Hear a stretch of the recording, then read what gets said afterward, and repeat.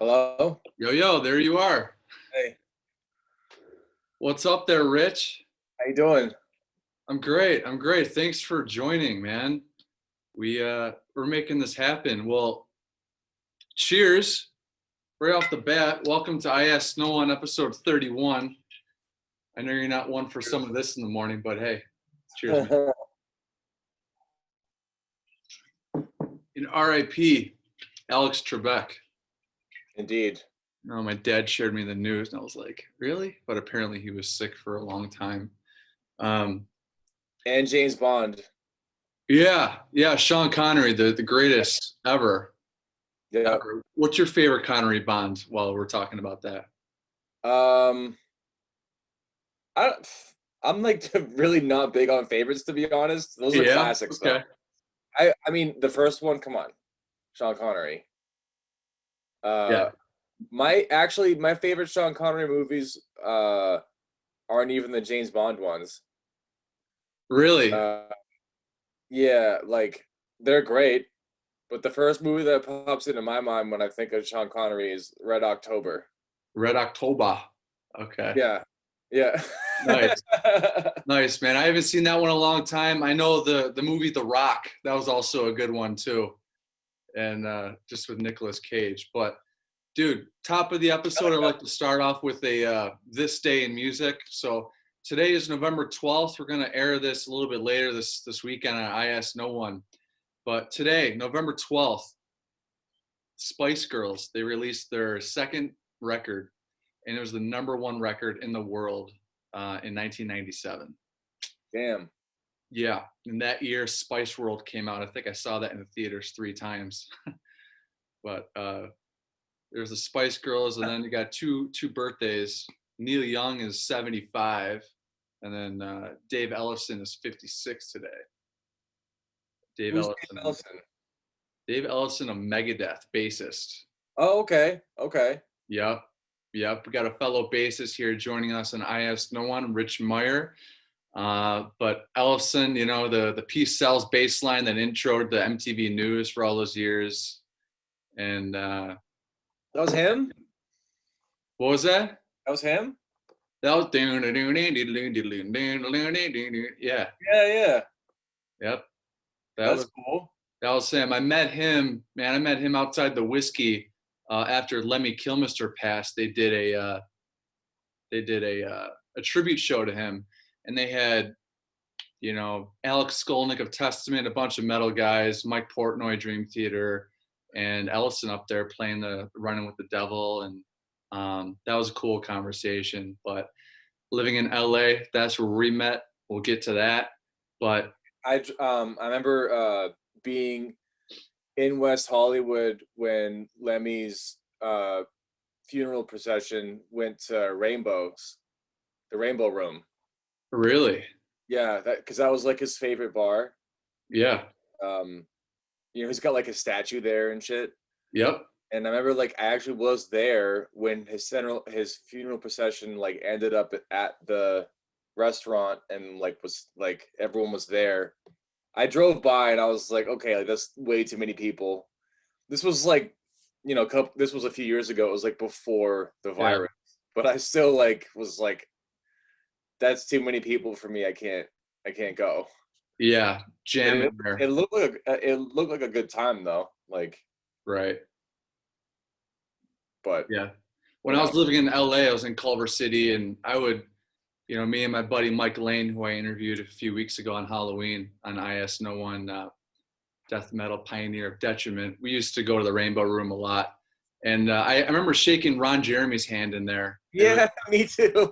Dude, yeah, why'd you shake his hand, man? I mean, what's up with that? Go to the bathroom and wash that off. There's definitely like a thing that you kind of have going on in the back of your mind when you shake someone like that's hand. You're like, yeah. Wait a minute. You know, you're in the middle of doing it, and it's like, wow, okay, all right. But you know what? I probably shook a lot dirtier hands than that, to be honest. I'm sure you have. One of your producers, and please forgive me, I don't know his name, was quoted as saying, "Your music is your experiences translated to your talents." Yeah, that's Joel Hamilton. Joel Hamilton. Okay. Yeah. Hmm. Really cool quote. And I would say the same about your guitars. Your guitars are your experiences translated to your talents. I'm here with Rich MEYER, fellow twin. He's the bassist of Highly Suspect, Grammy-nominated band. Also the owner at Venice Guitars, which That's is now right. based out in Nashville. But yeah, tell us about Venice Guitars and a day in the life of Rich MEYER when it comes to creating your own guitars. That's really cool, dude. Thanks, man. I think it's cool too. I have always been a builder. Like when I started making furniture when I was like 14, and then I was building houses shortly after that, and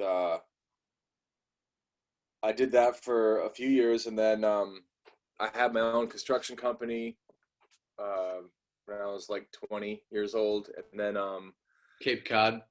yeah, Cape Cod, yeah, and then the band started when I was like 23, and I was like, all right, well, I can I can do construction when I'm older, you know. So I let the whole like construction thing go and just did the band full time, and then did that for a few years, and then moved to New York where I had a furniture company. Because Brooklyn. we couldn't get full time work as musicians in New York. We had to like start over, kind of, you know. Yeah. So yeah, I went back to doing carpentry, and I was building furniture. Um, and then we got the record deal, so I had to let the furniture company go.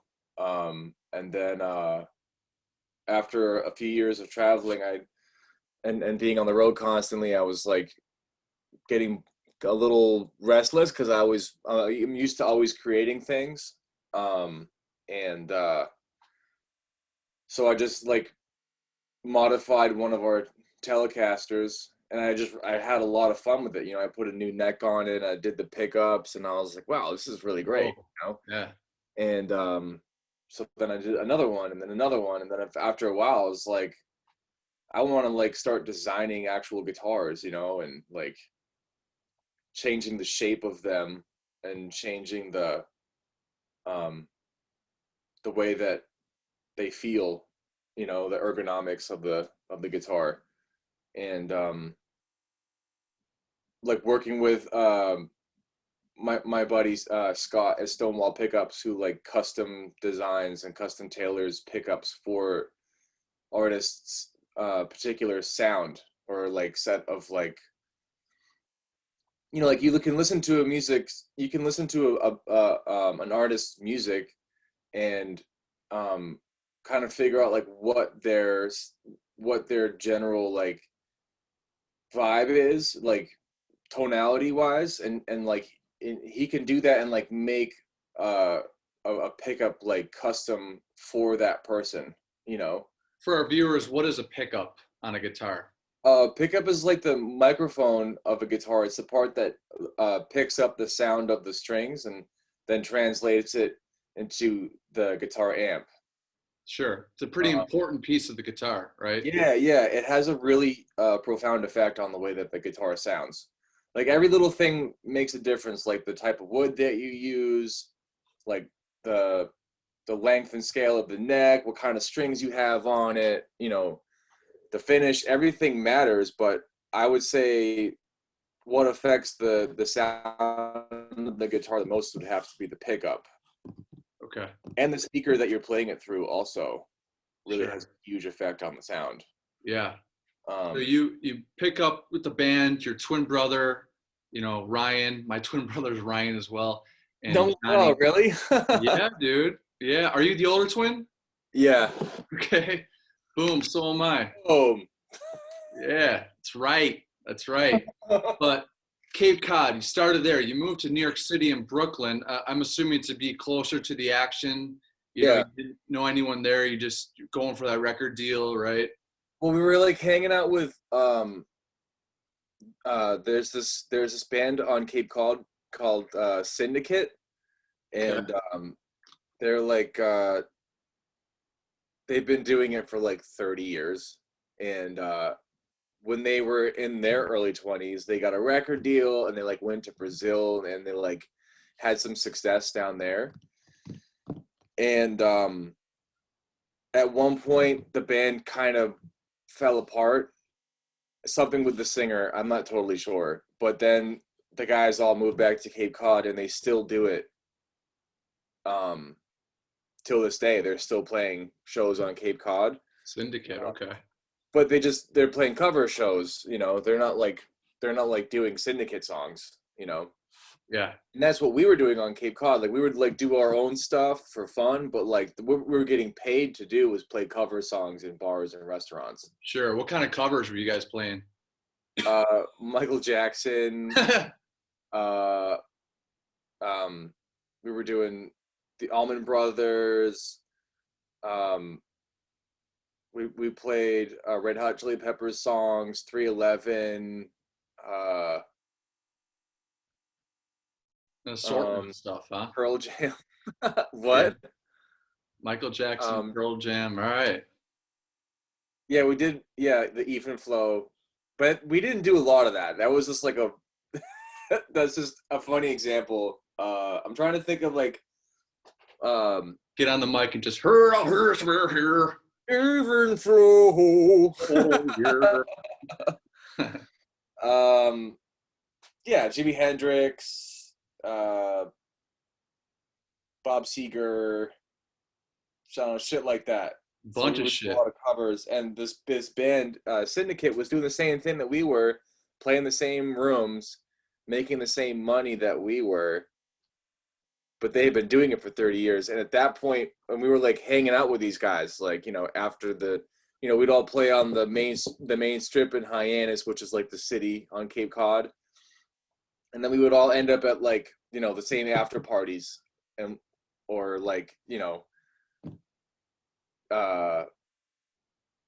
after show situations, whatever it is, you know what I mean? Yeah. People would be gathering somewhere and we would end up at the same place, be hanging out with these guys, and after a while we started to realize that we were like, this was it, you know what I mean? It was like that it doesn't go any further than this unless you leave Cape Cod. Like you have to like get away from the place, otherwise, you know, there's no more growth to have, you know what I mean? Like, so we went to New York and basically started over. We didn't have any fans there, and we were like, we're playing shows in places like the U Lounge. Yeah. Were you playing at St. Vitus yet? Well, St. Vitus is actually awesome. I'm trying to think of like the shitty places we played. Okay. Oh, like the Trash Bar. The Trash Bar? Yeah, that place is actually kind of awesome too, but also hence the name, you know, like it was just like a fucking complete dive. Like when you think of dive bar, the Trash Bar takes dive bar to the next level, and you now have a trash venue. It's like in the basement. I've never seen more bumper stickers in my life. Just like fucking like not just bumper stickers, but just stickers and graffiti and unfinished surfaces, you know, like just alive with organisms and different weird things, just stickers all over the place, scary walls. Yeah. I'm pretty sure the bathroom didn't have a toilet seat. It was just, you know, everything was just covered in paint, like graffiti and stickers, and everything was like, you know, like the locks on the doors are all broken, or they don't even have a knob. It's just a hole like where the knob is supposed to be, you know? Yeah. Well, all right. But then, you know, you're playing, you're bashing out, you get recognized, you get a record deal, which is holds some merit, you know, even in this climate. But that's awesome. And then you ended up in California, which we'll get to. But Venice Guitars, it's named after Venice, California, I'm assuming, right? Yeah, that's where my first shop was in Venice. Okay. You were creating guitars in New York too, or did it start in California? The first guitar that I ever worked on was in my bedroom in New York. Okay. It was just a Fender Telecaster that I was like changing the parts. Sick. And then I lived in West Hollywood, like when I first moved to LA, and I was like working on guitars in the backyard of the trap house, which was like this piece of shit house that we rented in West Hollywood for like a year. Yeah. And I was just in the backyard, just like working on a collapsible table that I had gotten at Home Depot, and like sometimes the guitars would get rained on.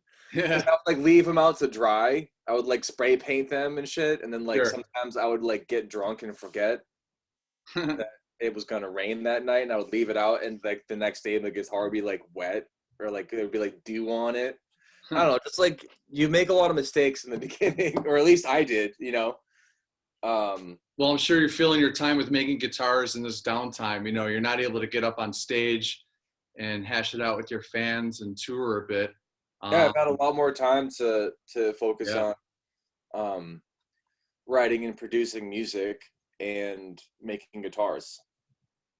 And playing video games. I play a lot of video games. Yeah, what kind of video games you talking? 64 or GameCube or what? I like PlayStation.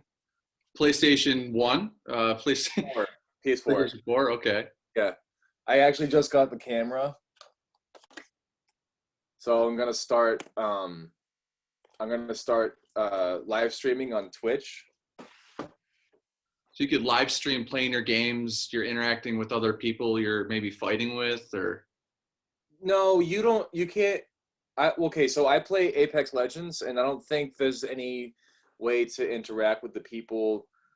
I think after the game you can like text them, but there's no like, you're not like talking shit to them while you're fighting them. You know what I mean? Okay. You can talk to your teammates, and I can chat with the people who are watching the game on Twitch, but like I don't think there's any interaction with the people you're actually fighting with. Okay. So you got Besides video game. All right. Yeah, it's funny because, dude, with video games, I stopped pretty much at, Tekken Tag Tournament, PlayStation 2, and Max Payne and stuff. So interacting with someone live, when you're fighting, do you get the occasional like, hey, you suck, or banter going back and forth? I mean, I've seen it happen, but I've never. I don't know, for some reason I don't really check the messages that often. Sure. But I've definitely been beat by some pretty savage 8-year-old kids. You know what I mean? Like playing the game that are just like way fast, and Right. It's just nuts. And then later on you find out that it's just a little kid that like kicked your ass. Yeah, geez. Well, you're filling your time with video games, you're producing music, you're writing music, which is great. We'll get into that part in a little bit, but your guitars, I'm going to post a website. You got a website, right? I'm going to post a clip to your website. I just have my Instagram page. Okay. My email address, and I just talk to customers over the phone. You know what I mean? Like I don't have like a website you can order guitars through. Like I'm not that organized yet. You know what I mean? Like it's just everything I do is a customer to customer basis, Well, it's the look of the guitar is badass.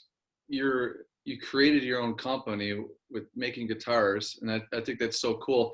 There's a look of your guitars. It almost looks like I'm a big Metallica fan, Cliff Burton, Rickenbacker, just the edgy kind of carves in it. I really think are badass. And thanks. Here, I got this one right here is kind of Rickenbacker, I think. It's kind of like, there you go. Hell yeah, man. Venice with the logo on the top there, man, that's sweet. It looks British. So I do like that. I like that purple stuff. That's like a Venice original. Like like you can only get this guitar from me.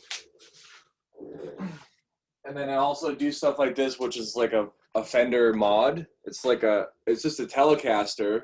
Yeah. I've done it like completely custom. You've probably seen this guitar, like Johnny used to play it a lot. Yeah, looks familiar. It's got these really cool knobs on it, Very sweet. So So I, you're making guitars for your bandmates, yourself. You're making guitars for anyone else in the industry to play. yeah, I mostly just make them for myself and like the band, and then also customers. Every now and then I'll make one for a friend. Like I made one for Jess Hughes from Eagles of Death Metal. Nice. I made one for Will Gorin from Slothrust, the drummer. Um, his wife bought him a guitar for his birthday from me, and we like customized it like for him. We did like a sound hole shaped like a meat cleaver because he's like really into uh you know making meat. He's a big Well, meat that's guy, you know what I'm saying? Like he loves to cook food, yeah. um and I made a guitar for Leah from Slothrust also. Okay. She's the guitar player singer. And I made a guitar for trying to think of who else outside of the band besides customers. Um, Well, just to let our viewers know, we got Rich Meyer here. We got the owner of Venice Guitars, bassist of Grammy-nominated Highly Suspect here joining us on I Ask No One. And just real quick, I want to let everyone know, just hold that thought, brother. How we met is in Venice Beach. And, when I saw Venice Guitars, I'm thinking, oh, that's where we met. We met at Gold's Gym, man. I just remember you would brush shoulders in there with Bruce Buffer or the occasional IFBB bodybuilder who's in a magazine photo shoot, in the middle of their workouts, whatever. But I was on the bike, and here comes this dude with a Gojira hoodie on, and you sat right by me on the bike, and I don't know. I mentioned, hey, it's a kick-ass hoodie, and then I don't know how maybe you got to like, oh, they're my friends or whatever, and then we talked for like a half hour about Gojira, and you asked me if I knew Highly Suspect, and honestly, in 2015, I didn't, but now I do, and I just thought that was so cool. That was one of my when I think of meeting off the cuff people who are in the industry that I love, that was one of more memorable moments for me. You still pumping up there? Well, you're now in Nashville, but yeah. I only went to Gold's Gym for like a year. yeah. It was a really great experience, but after a while, it's too crowded, too many people. Right. Like the Rainbow Room, you know what I mean? I love it, but like, I'm not trying to do that all the time. Like the times that I go, everyone else wants to go too, it seems. You know what I mean? I go Yeah. like 10 in the morning, which is like too late. I should be going at like 6, but I don't get there till 10, and that's just what it is. Yeah. Stay up Screw till that. 3. I But broke. like, that place is the shit. Like Arnold Schwarzenegger's there all the time. I've seen all sorts of celebrities there. Like Don Cheadle. who's the Thanos actor? Um, Oh, uh, Brolin. yeah, Josh Brolin. I saw him there. The Aquaman guy. Oh, Uh, Momoa. yeah, I saw him there. Did you? Yeah, it's an interesting place. A lot of really cool people too. Like sometimes you're just like waiting for a machine and you end up chatting with the dude who's standing next to you or like the buff chick or whatever, and like everyone's nice, you know what I mean? Yeah. Yeah. Like Lou Ferrigno. It was funny. yeah, Pumping Iron. Pumping yeah, Iron. They're playing on the screen there, and it's just a whole bunch. No, no more, no more. He's out there on the screen, but he's right here doing tricep yeah, extensions, and I get a fist bump out of him. And I'd yeah. say my funniest encounter at Gold's Gym. I mean, Bray Wyatt up there, WWE wrestler. We were up at the sink. I'm like, hey, are you in the WWE? He's like, yep. So that was a funny one. But Carl Weathers, man, he was reading the LA Times on one of the bikes there. This is when I first moved to LA, and man, I just walked up to him, and I was like, hey, he had music on, so I was like, so he takes his music off. I was like, hey, I'm just a big fan, but Dylan, you son of a bitch. So I quoted the Predator, from the Arnold scene. And Uh-huh. he just kind of put his headphones up, and I was like, oh, sorry. He's like, thanks.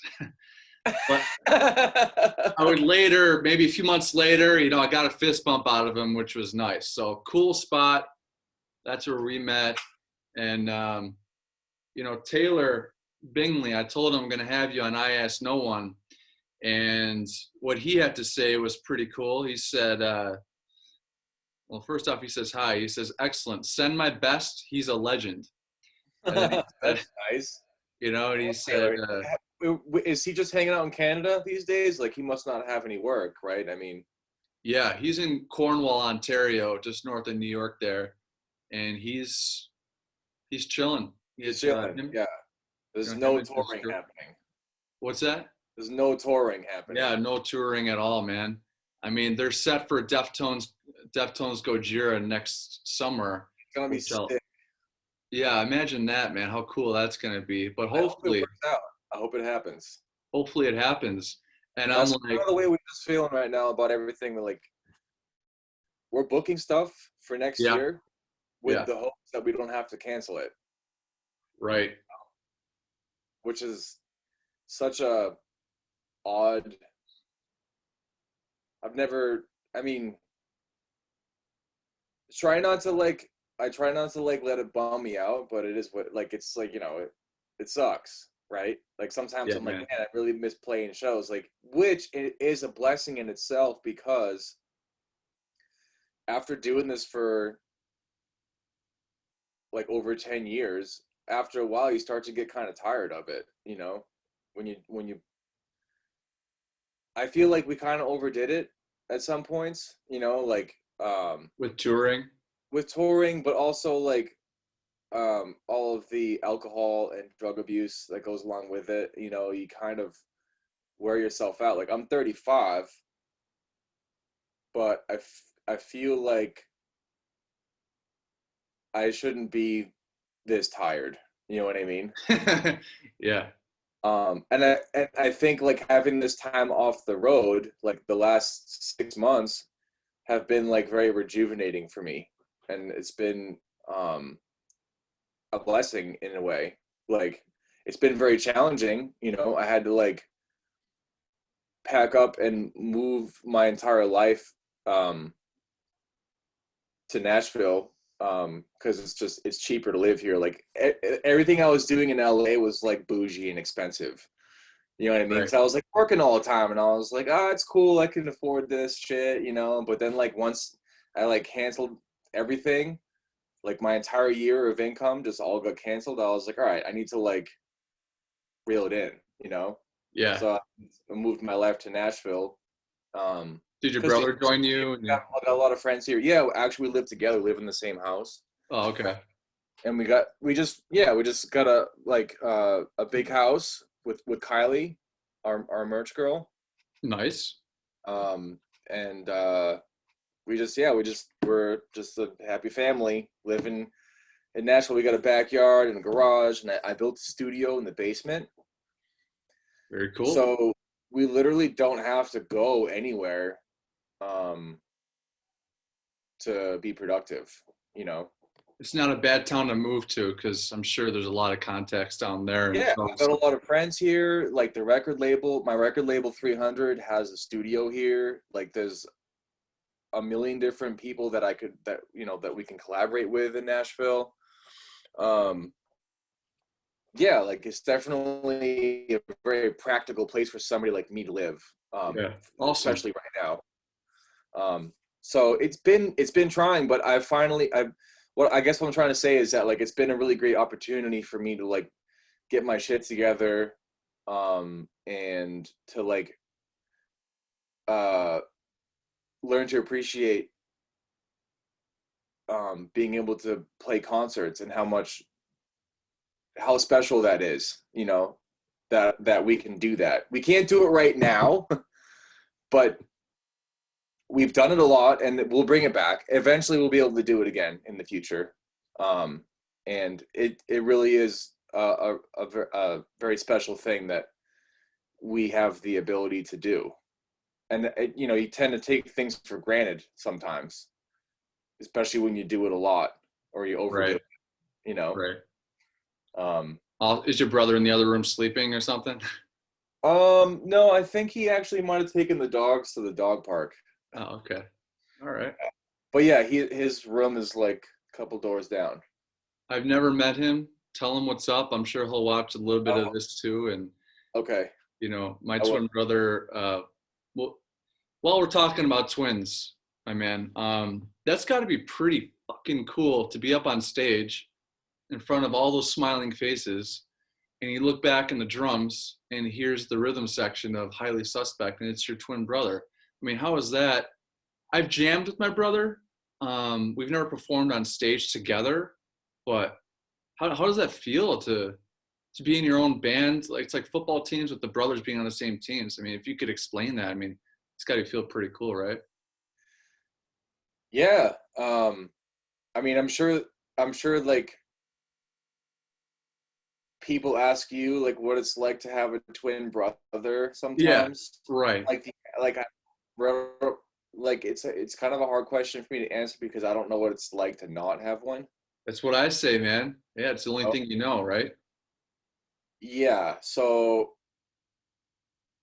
yeah, it's kind of a unique situation that life has placed me in.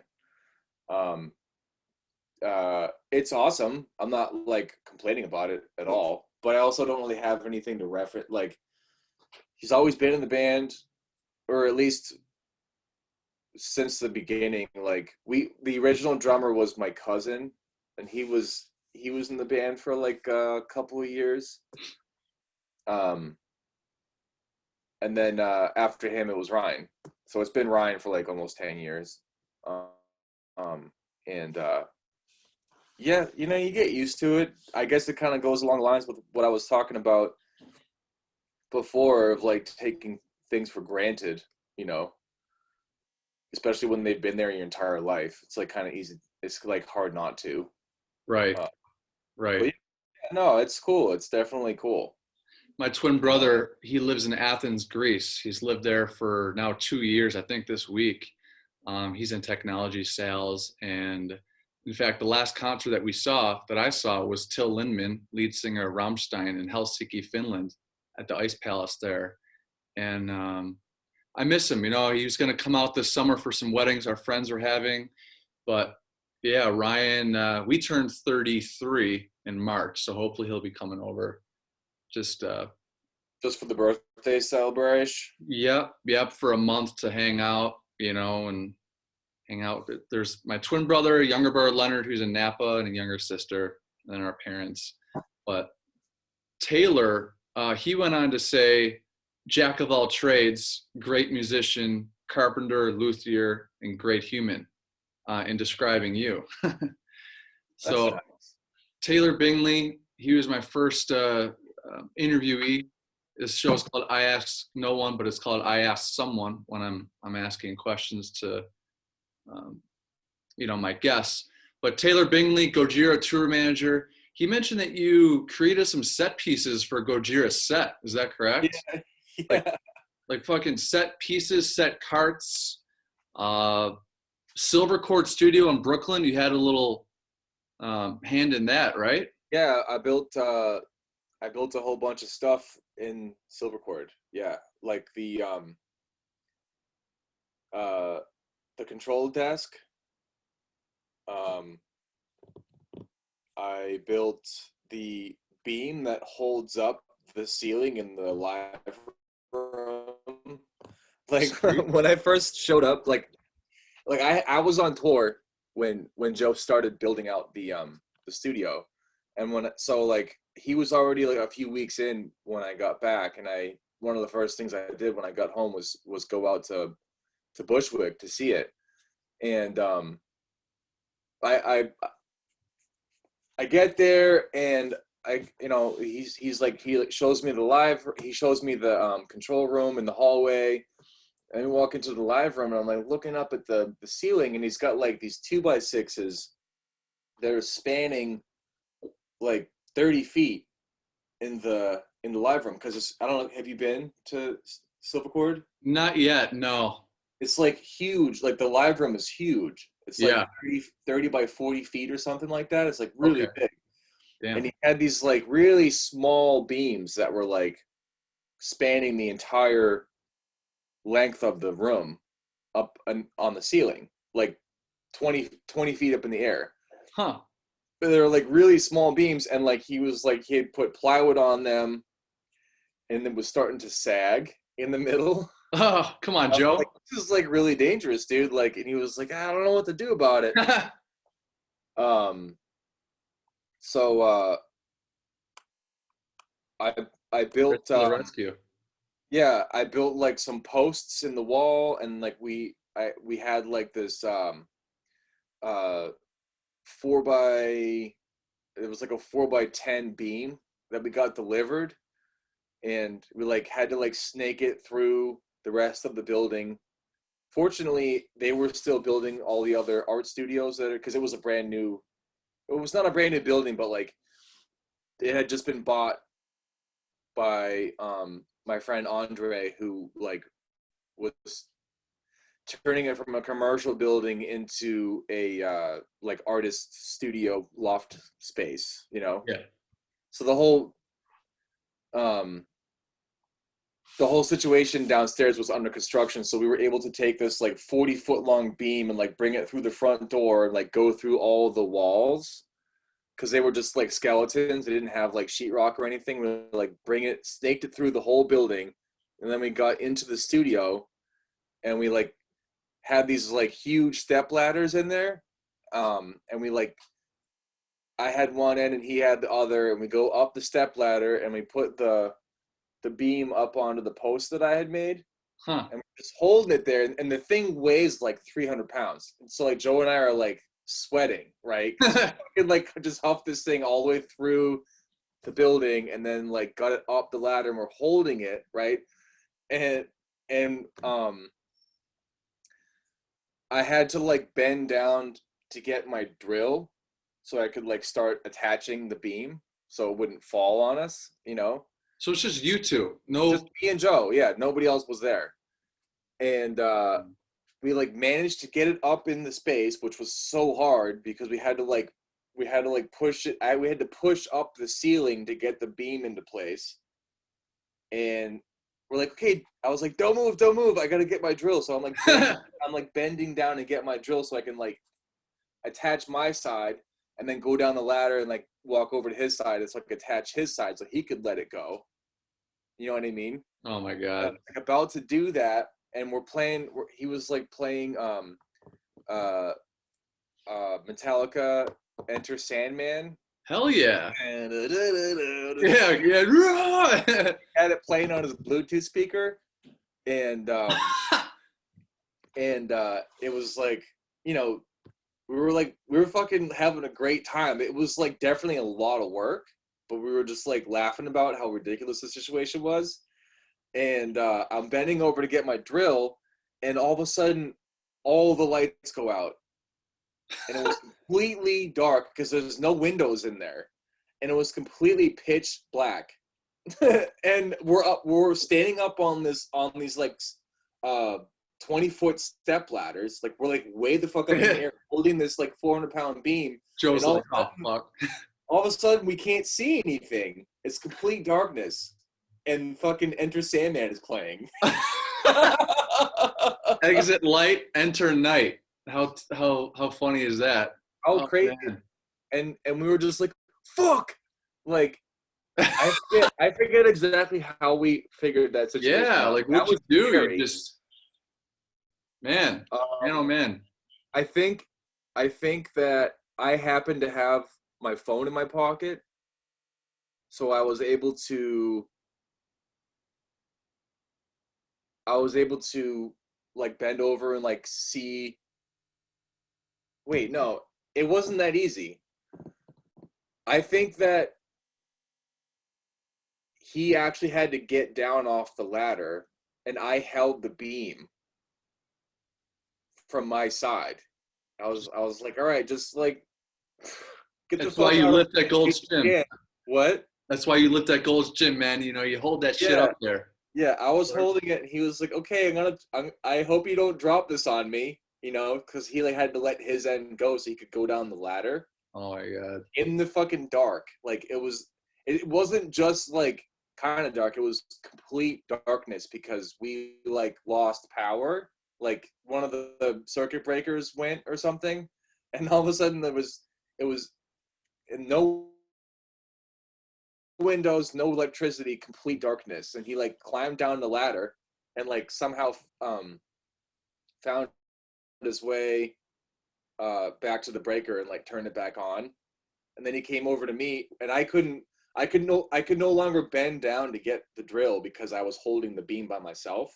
So then Yeah. he like came up the ladder behind me to hand me my drill so that I could like attach the beam.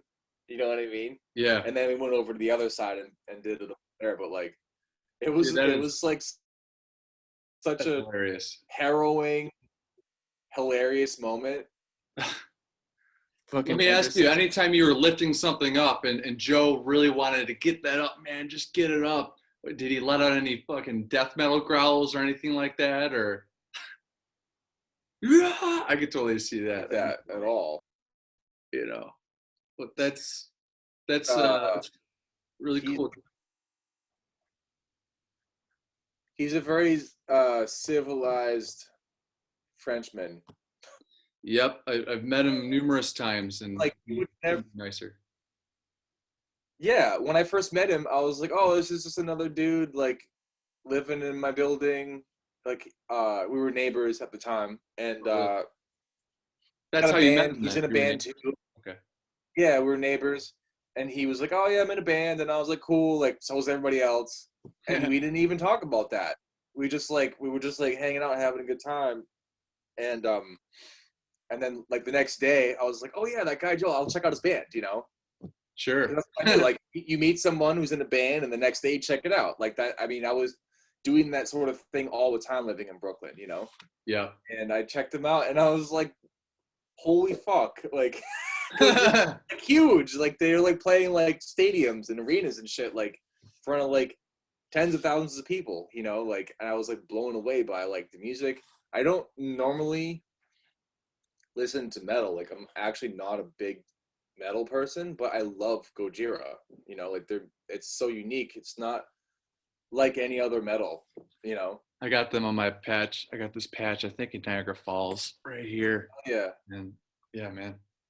I'm with you. It's as much of a metalhead I am, I could relate to that. Most of the music that I listen to is just honestly, it's ambient, chill. I even just put on raindrops falling, on my TV when I'm working, and then in the car, of course, in between showings. I'm in real estate, so I'm driving around Western New York and selling homes, and yeah, I'll put on the Gojira occasionally. But those guys are my top 5 bands for a reason. Just I go to see their live shows. I've talked about this on the show before, but Joe Duplantier, man, I've just real quick. This is my first patch, and this is a backstage working patch for Metallica. My buddy Mike Lane slapped this on me at the Rose Bowl in 2017. He's like, "Dude, take this before I do." And I was on stage, backstage of the Rose Bowl in Pasadena, and bumped into Joe because Gojira was opening, and Uh-huh. um, just seeing him in Rose Bowl and Cleveland to Sydney, Australia, and everything. Just Gojira. Me and Ryan, we're the twins up front, and I'll do anything to go see those guys. So when they come back, hopefully next summer, with Deftones, we'll be there. Is it a Um, co-headline? oh, dude, good question. I think Deftones are headlining. Okay. I just saw Deftones. Yeah, Okay. Yeah. Because like Gojira is probably bigger overseas than Deftones, but I in the would say States, so. Deftones is pretty big. Yeah, yeah. North America, it's probably going to be Deftones. So I Yeah. would say they're headlining. Yeah. And but Joe, he guest sang on your song SOS on MCID. I'm Yeah. here with Rob Meyer, bassist of Highly Suspects, owner of Venice Guitars, and their latest record, MCID, My Crew is Dope. That's what it stands for. There's a song on there called SOS. When I think of SOS, it's the Metallica Cyanide. That opening lick is actually the SOS, on the guitar. But how was that to bring? That was in Silvercord. You guys recorded your latest record out there in Brooklyn. We recorded the record in Studio G Okay, in Williamsburg. I think they might have done Joe's vocals at Silvercord. gotcha. But I wasn't there for that. I had gone back to LA at that point. I had already done all my bass stuff, and Johnny still had like a lot of lyrics to do, and so we just kind of left him to it. Okay. And then one night he went to Silvercord and was like, Joe, like, I got this. He had this chorus thing that I had wrote that he showed to Joe, and like Joe took it and like added some stuff to it, and then he sang that chorus, you know. Yeah. Makes me smile hearing him like sing like that on a song like that, because you're just so used to, you know, and yeah. awesome. He's been trying to sing more. Like he doesn't want to be like the 60-year-old dude who like can't really scream as good as he used to, but Right. he's still doing it because that's all he can do. He doesn't want to be that guy. Yeah. You know, he's Magma with those lyrics, the clean vocals, man. Me and Ryan, we really, really like spiritually connect with that band, and yeah, with his clean vocals, I love to hear more of it on the next record. You know, he's cool. gonna keep doing more of it because he just wants to evolve. You know, he wants to. It's more practical, you know, and then also it's like an artistic evolution. You know, you don't ever want to stop changing. That's right. Once you stop progressing, that's when you start to, you know, regress, I suppose. Yeah, Lars Ulrich. Lars Ulrich, my favorite quote by him. One of my favorite quotes by him. Well, okay. My favorite quote by him is, "Life is a limp dick with an occasional blowjob." Quote number one. Quote number two is, "We have many styles. It's called Metallica." And that's what Metallica is, and it's definitely the Metallica way to do that. You know, bring in all your influences, and that's what you guys did in your latest record, MCID. You switched things up a bit, but it's the Gojira way to always evolve. I love those guys, and if Joe, Jean-Michel, Mario, Christian, you guys watching, love you. Can't wait to see you guys again. But that's awesome, man. I saw a recent interview of you with Revolver TV. Revolver, you were interviewed and you were asked who you would love to see play at the Super Bowl, and you had a big ass Mexican sombrero on. I'm kind of looking for that sombrero. You got that sombrero there, man? Not in my room, no. Okay. Yeah. You just like to wear that in the summertime, or?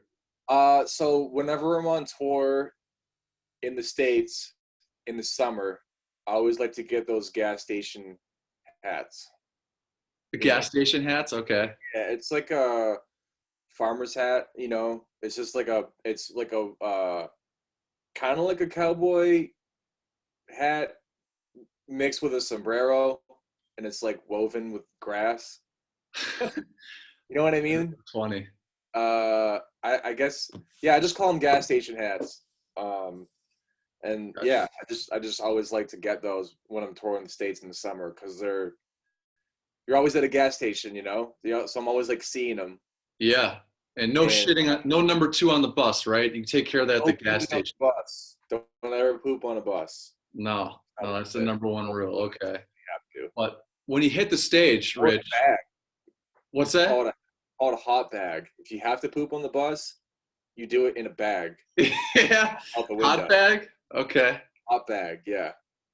All right. Sometimes the bus can't stop. Sometimes you're late for a gig and you have to get there.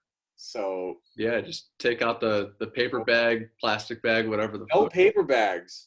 No, definitely not a paper bag. Really? It has to be a plastic bag. Okay, you get some piss in there, yeah, it's gonna go. No, not even. Definitely don't piss in the bag.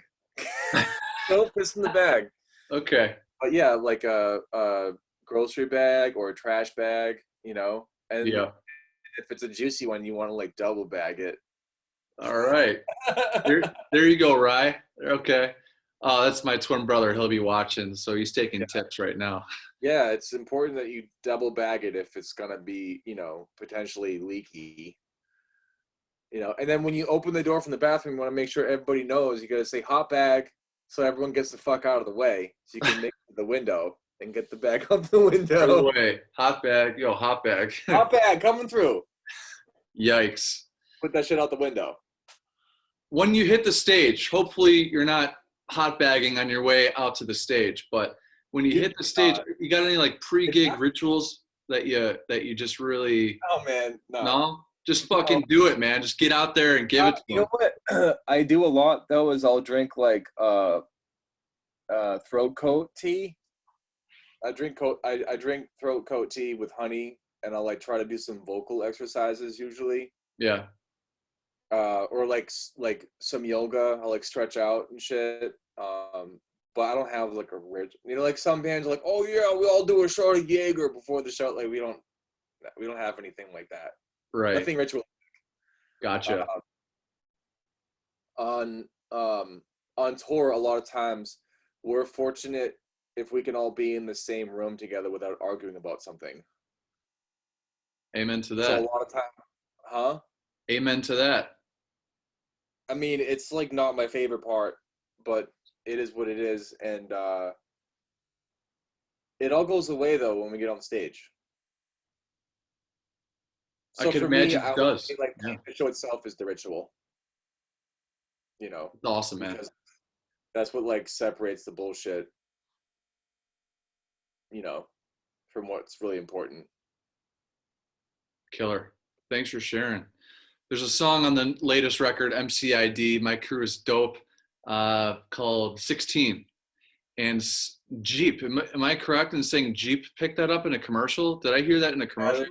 They're using the song for their new commercial. That's pretty badass, dude. Yeah, yeah, it's pretty cool. It's starting to air in South America too. South America and Canada.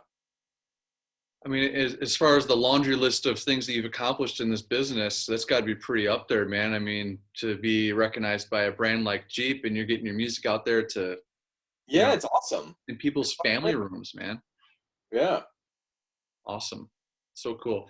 So the direction of maybe the next record, you've been writing a lot. What are you thinking? Are you going to stay the course with what we heard on MCID?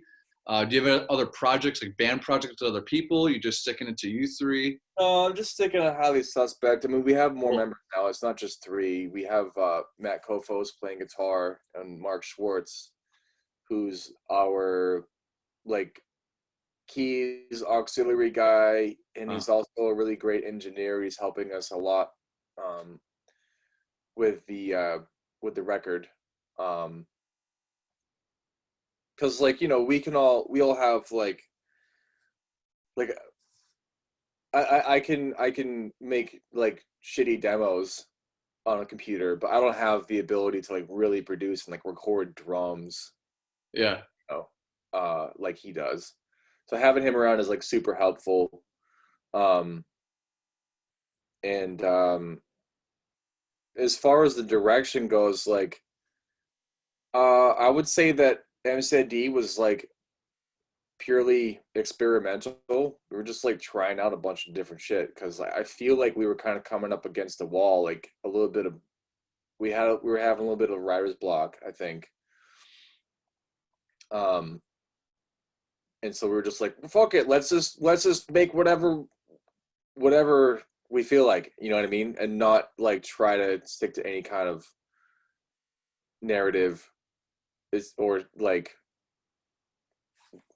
there's no congruency with anything else we've done on MCID. It's just experimentation. Yeah. So I feel like some of it worked and some of it didn't. And this next record is going to be a lot more congruent with itself. I think it's a lot more collaborative too. Like right now we've got Matt and Mark are at my house now, and we're working on the record every day. Which is not really what happened with the last record. It's yeah, if I feel like it's a lot more of a team effort at the moment. Collaborative. Awesome. Yeah. Awesome. That was the theme of the latest Deftones record, and even Korn. You know, to get back to the basics of where you guys started, just collaborating. That's really cool, man. You mentioned Williamsburg. You ever been to Duff's in Williamsburg? Duff's, it's called the Alcohol Abuse Center. Yeah, definitely. Yeah, I don't know if I've been inside, but I've definitely seen Duff's Okay. a lot. Yeah, I would say, man, that's the East Coast Rainbow Room.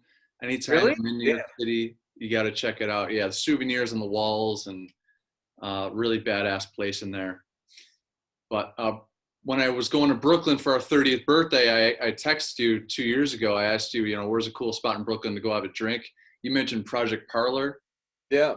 And Yeah, that's right down the street from the spot okay. I lived in. What's your go-to shot there? You walk into Project Parlor, what's it going to be?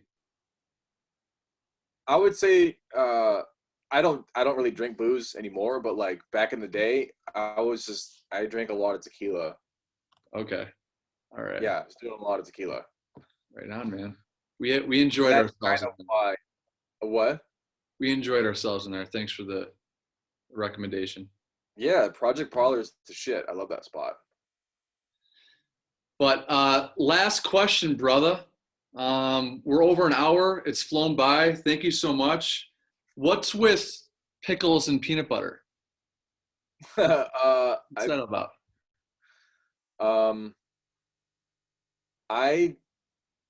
That's like a Johnny thing, I would say. Okay.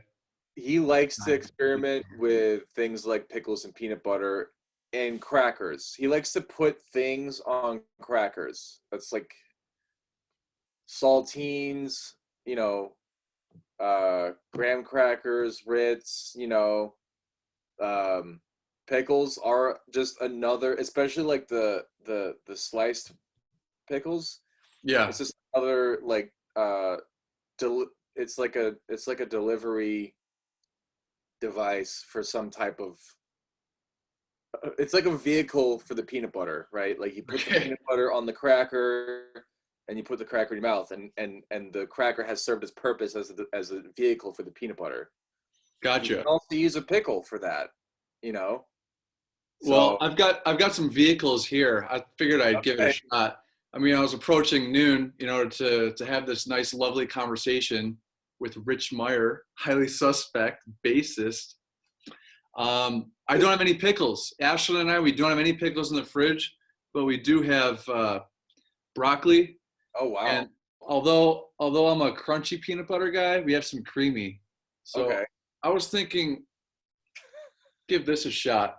And I opened this up. This is Ashland's peanut butter. But I'm gonna just load this guy up and just give this a shot. So cheers, man, and thanks again for joining. You know.